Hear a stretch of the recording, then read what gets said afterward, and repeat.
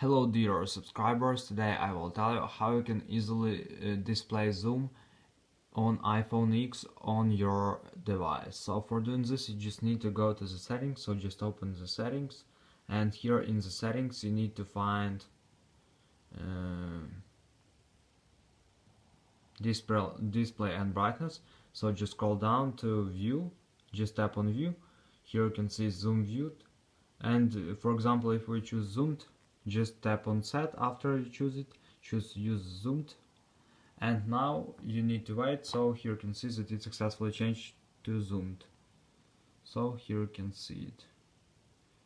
So if you want to change it to standard, so just choose standard and tap on set, use standard. So now it will change for standard. So this is the way how you can do it. So thanks for watching, have a nice day, subscribe to my channel, click like, and goodbye.